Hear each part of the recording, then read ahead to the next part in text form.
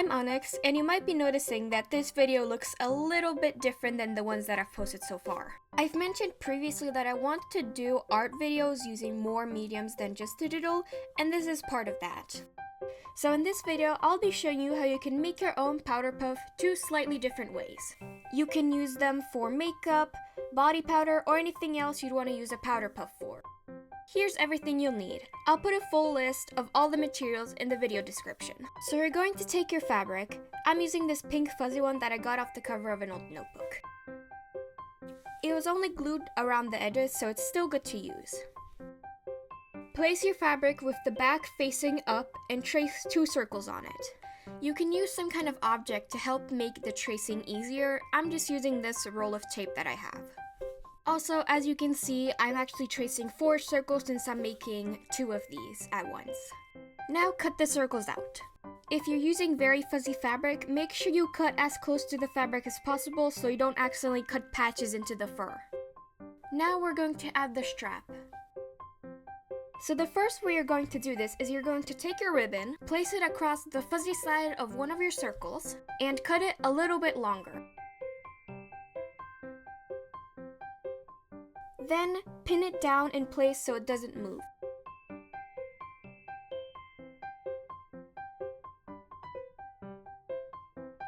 For the second way, you'll need 2 long pieces of ribbon. Make these longer than you think because later on you're going to use these to tie your bow, and it's always easier to cut away than to add more, so be generous with the length.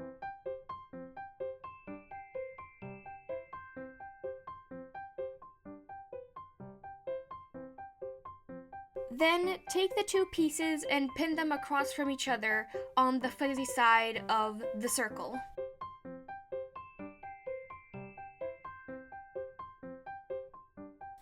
Now that you have your ribbon in place, take the second circle and place it on top of the first one with the fuzzy sides touching and the ribbon in between them. Now take some more pins and pin the 2 pieces together once again to make sure that they stay lined up while sewing. Then take your needle and thread, secure it at the beginning and start sewing the 2 pieces together. You don't need to do any specific stitch, just do whatever feels right. But make sure you leave a little bit open so you can flip the puff inside out later. And make sure you've taken out all the pins before flipping it inside out. It's a lot easier not worrying about pins accidentally poking you in the hand or fingers. Also, if you're having trouble flipping the puff with your fingers, you can use some kind of pencil or marker to help make it easier to flip.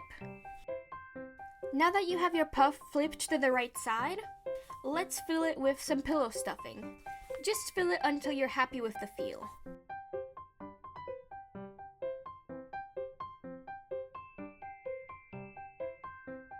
Once it's stuffed to your liking, take the thread that you used to sew it up before and finish sewing it from the inside. The best technique for this is the ladder stitch, which you can see a drawn diagram for on the screen.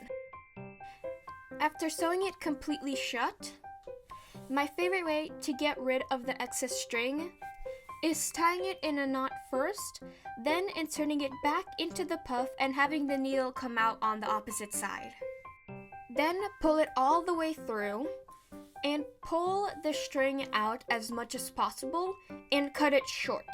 And then you can let the puff come back to its original shape and the string will just get stuck inside of it and you don't have to worry about annoying strings and threads hanging around. Now the final step on the second version is to just tie the 2 ribbons together into a bow and you're all done. Then once it's all tied up, you can cut away the excess ribbon and very carefully, I cannot stress this enough, very carefully seal the ends with a lighter. For the first version, you could leave the strap as is, but if you're extra like me, you can add a little bow on top. I just added this one that I made off camera, and I'm actually going to sew it on. You could use something like hot glue, but I think sewing is more durable long term.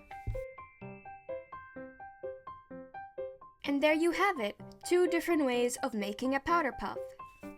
Thank you so much for watching this video, and I hope you enjoyed it, and I hope to see you in the next one as well. Bye!